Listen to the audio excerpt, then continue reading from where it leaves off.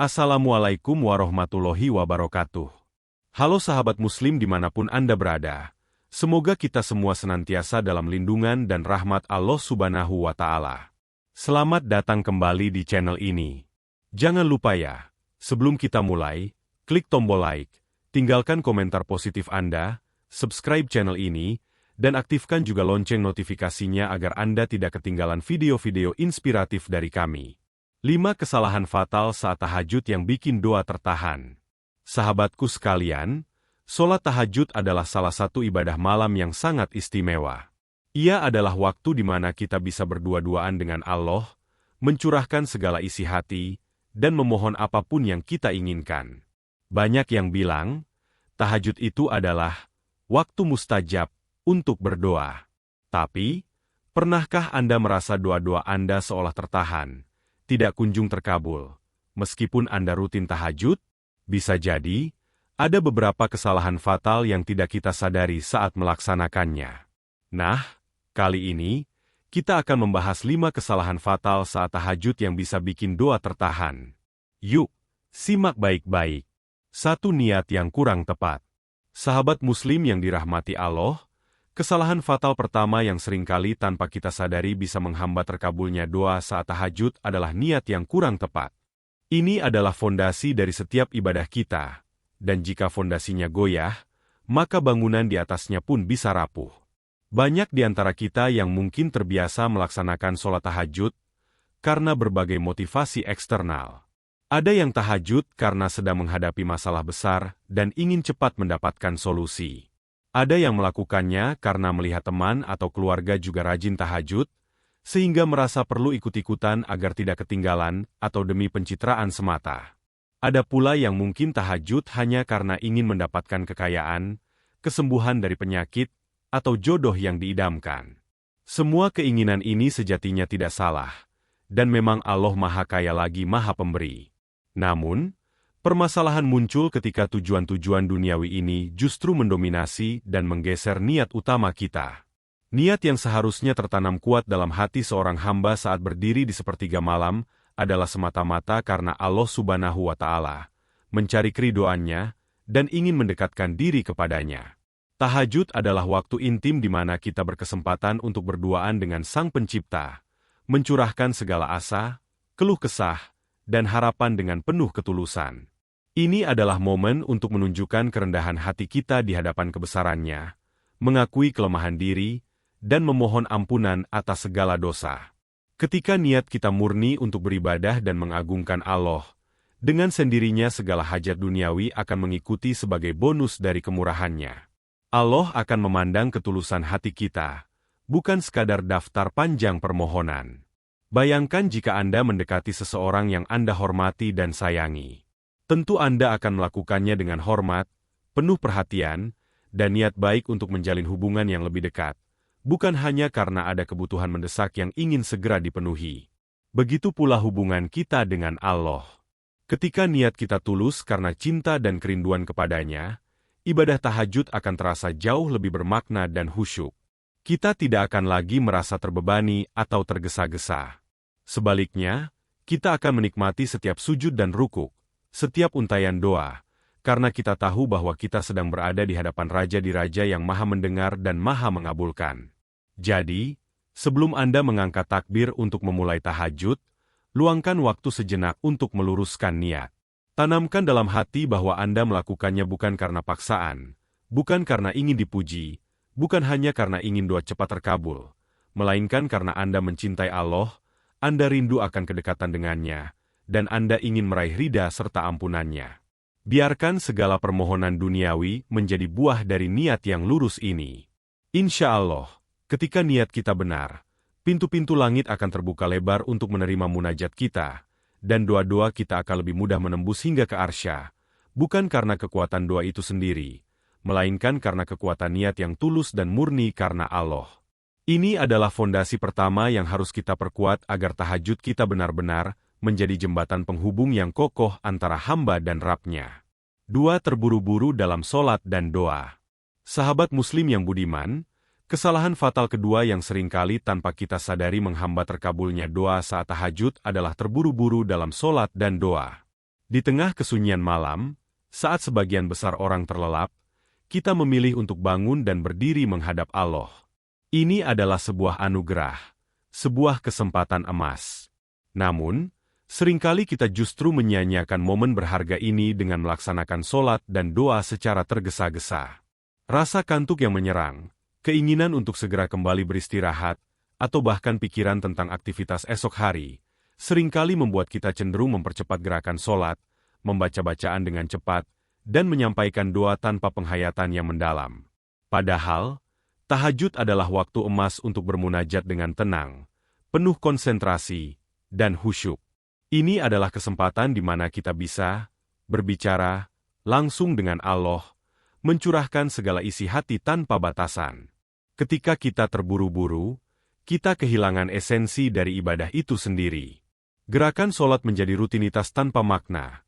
Bacaan ayat Al-Quran dan zikir hanya sekadar lewat di lisan tanpa menyentuh hati, dan doa yang kita panjatkan pun terasa hambar. Tidak ada koneksi emosional yang kuat dengan Sang Maha Mengabulkan. Bayangkan Anda sedang berbicara dengan seseorang yang sangat penting. Tentu Anda akan menyampaikan setiap kata dengan jelas, perlahan, dan penuh perasaan, bukan? Anda ingin memastikan pesan Anda tersampaikan dengan baik dan Anda ingin pendengar Anda memahami apa yang Anda rasakan. Begitu pula saat kita berdiri di hadapan Allah. Setiap gerakan sholat, dari takbiratul ihram hingga salam, adalah bagian dari komunikasi kita dengannya. Setiap bacaan Al-Fatihah, surah pendek, tasbih, dan tahmid adalah untaian kata cinta dan pujian kepada Allah.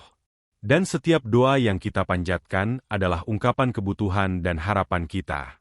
Ambil waktu Anda, nikmati setiap jeda dalam sholat. Resapi makna dari setiap bacaan yang Anda lantunkan. Ketika Anda rukuk, rasakan kerendahan diri Anda di hadapan Allah. Saat sujud, tempatkan dahi Anda di tanah, posisi paling mulia seorang hamba, dan bisikan segala rahasia hati Anda. Biarkan air mata mengalir jika itu datang, sebagai tanda ketulusan dan penyesalan. Setelah sholat, jangan langsung beranjak. Duduklah sejenak, bertafakur, berzikir, dan kemudian panjatkan doa-doa Anda dengan penuh keyakinan dan penghayatan. Sampaikan setiap permohonan dengan jelas, seolah Anda sedang berbicara langsung dengan Allah, yakin bahwa Dia Maha mendengar setiap bisikan hati hambanya. Kesabaran dan ketenangan dalam beribadah menunjukkan penghormatan kita kepada Allah. Ini juga membantu kita untuk mencapai kehusyukan, di mana hati dan pikiran kita sepenuhnya terpusat pada Allah semata. Ketika kita khusyuk, doa kita tidak hanya sekadar kata-kata yang keluar dari lisan, melainkan munajat yang lahir dari kedalaman hati, penuh harap dan keyakinan. Doa yang dipanjatkan dengan tergesa-gesa ibarat surat yang ditulis dengan tulisan cakar ayam dan tanpa alamat jelas. Bagaimana mungkin bisa sampai pada tujuannya? Namun, doa yang disampaikan dengan tenang, jelas, dan penuh penghayatan adalah surat cinta yang tertulis indah, beraroma kerinduan, dan pasti akan sampai kepada penerima. Oleh karena itu, mari kita latih diri untuk tidak terburu-buru, memberikan hak setiap ibadah dan doa, agar munajat kita di sepertiga malam benar-benar menjadi jembatan yang kokoh untuk terkabulnya segala hajat kita. 3. Tidak menjaga waktu terbaiknya. Sahabat Muslim sekalian, kesalahan fatal ketiga yang seringkali luput dari perhatian kita dan bisa menghambat terkabulnya doa saat tahajud adalah tidak menjaga waktu terbaiknya. Sholat tahajud memang memiliki rentang waktu yang cukup panjang, yaitu setelah sholat Isya hingga menjelang waktu sholat subuh. Fleksibilitas ini terkadang membuat kita terlena dan memilih waktu yang paling mudah bagi kita, misalnya segera setelah Isya atau sesaat sebelum subuh karena terdesak. Namun, dalam ajaran Islam, ada waktu-waktu tertentu yang disebut sebagai waktu paling utama atau afdol untuk melaksanakan suatu ibadah, dan ini berlaku pula untuk tahajud. Waktu yang paling istimewa dan sangat dianjurkan untuk mendirikan tahajud adalah sepertiga malam terakhir. Mengapa waktu ini begitu istimewa? Karena di waktu inilah suasana lebih hening. Syaitan sedang banyak-banyaknya berkeliaran dan menggoda manusia untuk terlelap, sehingga orang yang mampu bangun dan beribadah di waktu tersebut menunjukkan kekuatan iman dan kesungguhan yang luar biasa. Secara umum, sepertiga malam terakhir itu diperkirakan sekitar pukul 2 dini hari hingga menjelang imsak atau subuh. Di waktu ini, Allah Subhanahu wa Ta'ala turun ke langit dunia dan bertanya kepada hamba-hambanya, "Adakah orang yang meminta kepadaku, maka aku akan memberinya? Adakah orang yang berdoa kepadaku, maka aku akan mengabulkannya? Adakah orang yang memohon ampun kepadaku, maka aku akan mengampuninya?" Ini adalah undangan langsung dari Sang Pencipta, sebuah panggilan yang sangat agung. Ketika kita memilih untuk bangun di waktu ini, itu menunjukkan kesadaran dan kerinduan kita akan panggilan tersebut. Kita rela mengorbankan kenyamanan tidur demi bermunajat kepadanya di saat sebagian besar manusia sedang lelap dalam mimpinya. Melaksanakan tahajud di sepertiga malam terakhir juga memiliki dampak signifikan terhadap kehusyukan kita. Di waktu tersebut, suasana lebih tenang, minim gangguan, dan pikiran kita cenderung lebih jernih setelah beristirahat sejenak. Berbeda jika kita tahajud di awal malam, terkadang pikiran masih dipenuhi dengan aktivitas seharian, atau jika di akhir malam mendekati subuh, rasa terburu-buru karena khawatir kehabisan waktu bisa mengurangi kualitas sholat kita. Kehusyukan yang tercipta di sepertiga malam terakhir ini akan membuat ibadah kita lebih berkualitas. Doa-doa yang kita panjatkan lebih terasa dari hati, dan koneksi spiritual kita dengan Allah menjadi lebih kuat. Memang, tidak mudah untuk membiasakan diri bangun di waktu tersebut, apalagi bagi sebagian orang yang memiliki jadwal padat atau kebiasaan tidur larut. Namun, ini adalah bagian dari perjuangan dan pengorbanan kita dalam mendekatkan diri kepada Allah. Mulailah dengan niat yang kuat, setting alarm, dan biasakan diri secara bertahap. Mungkin awalnya terasa berat, tapi seiring waktu, jika dilakukan dengan konsisten dan niat yang tulus, Allah akan memudahkan langkah kita dan memberikan kekuatan. Jangan sampai kita melewatkan waktu emas ini, karena bisa jadi di waktu inilah doa-doa kita lebih mudah menembus hijab, dan segala hajat yang kita panjatkan akan dikabulkan oleh Allah Subhanahu wa Ta'ala. Menjaga waktu terbaik tahajud bukan hanya soal memenuhi anjuran, tapi juga memaksimalkan kualitas ibadah dan membuka gerbang terkabulnya doa. 4. Tidak yakin doa akan dikabulkan. Sahabat Muslim yang dicintai Allah, kesalahan fatal keempat yang seringkali menjadi penghalang terbesar terkabulnya doa kita, meskipun kita sudah rajin tahajud, adalah tidak yakin doa akan dikabulkan. Keyakinan adalah fondasi utama dalam berdoa. Seringkali, setelah kita selesai memanjatkan doa-doa kita, baik itu permohonan yang besar maupun kecil, bisikan keraguan mulai menyusup ke dalam hati kita. Mana mungkin doaku yang seperti ini bisa dikabulkan? Atau, kayaknya permintaanku ini terlalu besar deh, tidak mungkin Allah kasih. Atau bahkan, aku ini banyak dosa, apakah pantas doaku didengar? Keraguan semacam ini adalah racun yang bisa melemahkan doa-doa kita. Padahal, Allah Subhanahu wa Ta'ala adalah Maha Kuasa atas segala sesuatu. Tidak ada yang mustahil baginya. Jika kita meminta sesuatu yang bagi manusia tampak mustahil, bagi Allah itu hanyalah perkara kun fayakun. Jadilah, maka jadilah ia. Masalahnya bukan pada kemampuan Allah untuk mengabulkan, tetapi pada keyakinan kita sebagai hamba.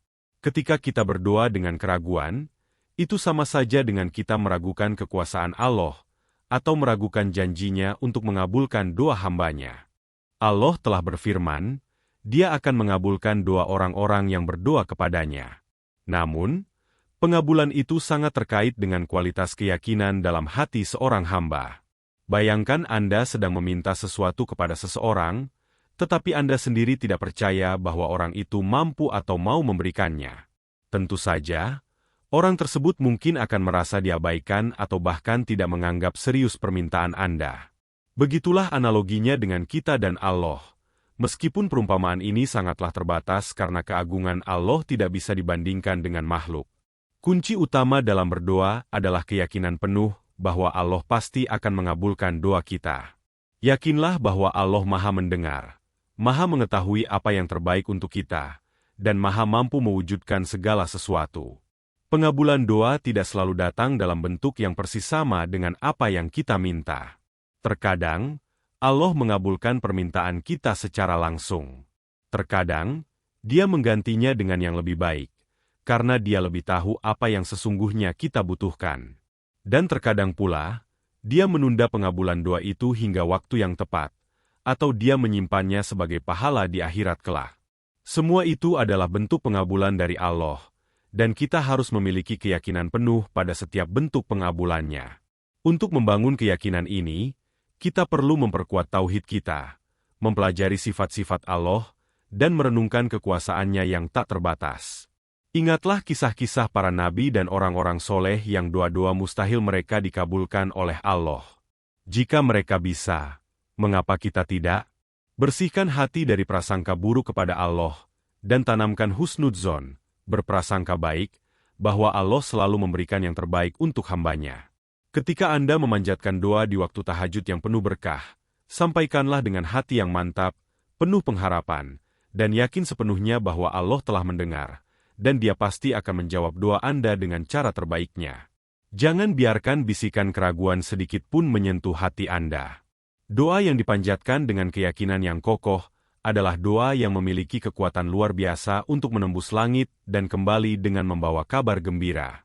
Jadi, mulai sekarang, setiap kali Anda berdoa, tanamkan dalam diri Anda, aku yakin, Allah pasti akan mengabulkan doaku. Ini adalah langkah krusial untuk membuka pintu-pintu keberkahan dan melihat doa-doa Anda menjadi kenyataan. 5. Tidak diimbangi dengan ikhtiar dan tawakal. Sahabat Muslim yang dirahmati Allah, kesalahan fatal kelima yang seringkali membuat doa kita seolah tertahan meskipun kita sudah rajin tahajud, adalah tidak diimbangi dengan ikhtiar dan tawakal. Kita seringkali berpikir bahwa setelah memanjatkan doa di waktu-waktu mustajab seperti tahajud, tugas kita selesai. Kita menanti dengan pasif keajaiban datang begitu saja, tanpa melakukan usaha apapun. Atau sebaliknya, kita sudah berusaha keras dengan segala cara, namun lupa untuk menyerahkan sepenuhnya hasil dari usaha kita kepada Allah, seolah keberhasilan hanya bergantung pada kerja keras kita semata. Kedua kondisi ini, baik pasrah tanpa ikhtiar maupun ikhtiar tanpa tawakal, adalah ketidakseimbangan yang dapat menghambat terkabulnya doa. Dalam ajaran Islam, doa dan ikhtiar itu seperti dua sisi mata uang atau dua sayap burung. Keduanya harus ada dan berjalan beriringan agar kita bisa terbang, mencapai tujuan. Berdoa adalah bentuk pengakuan akan keterbatasan diri kita sebagai hamba dan pengakuan akan kemahakuasaan Allah sebagai pemberi rezeki dan pengabul doa. Doa adalah jembatan penghubung kita dengan Sang Pencipta, tempat kita menumpahkan segala harapan dan permintaan. Namun, setelah berdoa, kita juga diwajibkan untuk berikhtiar, yaitu melakukan usaha maksimal sesuai dengan kemampuan dan apa yang diperintahkan Allah. Misalnya, Anda berdoa agar rezeki Anda lancar. Setelah tahajud dan berdoa, apakah Anda hanya duduk diam menanti uang datang begitu saja? Tentu tidak. Anda harus bangun, berusaha mencari pekerjaan, berdagang, atau melakukan aktivitas halal lainnya yang dapat mendatangkan rezeki. Atau jika Anda berdoa agar diberikan kesembuhan dari penyakit, setelah berdoa Anda juga harus berikhtiar dengan pergi berobat, menjaga pola makan, dan mengikuti anjuran dokter. Ikhtiar adalah bukti kesungguhan kita, bukti bahwa kita tidak hanya mengandalkan mukjizat tanpa usaha, dan bukti bahwa kita menghargai nikmat akal dan kemampuan yang telah Allah berikan. Allah tidak akan mengubah nasib suatu kaum kecuali kaum itu sendiri yang berusaha mengubahnya. Di sisi lain, setelah berikhtiar dengan maksimal, tahapan selanjutnya yang sangat krusial adalah tawakal. Tawakal berarti menyerahkan sepenuhnya segala hasil dan urusan kepada Allah setelah kita melakukan usaha terbaik. Ini adalah puncak keyakinan seorang Muslim, bahwa apapun hasilnya, baik sesuai keinginan atau tidak, itu adalah yang terbaik menurut kehendak Allah. Tawakal akan menghilangkan rasa cemas, khawatir, dan putus asa. Dengan tawakal, kita percaya bahwa Allah akan memberikan apa yang terbaik, mungkin bukan yang kita inginkan, tapi pasti yang kita butuhkan. Terkadang, kita sudah berikhtiar keras, namun doa belum terkabul. Disinilah tawakal berperan penting. Tanpa tawakal, kita bisa merasa frustasi, menyalahkan diri sendiri, atau bahkan menyalahkan takdir.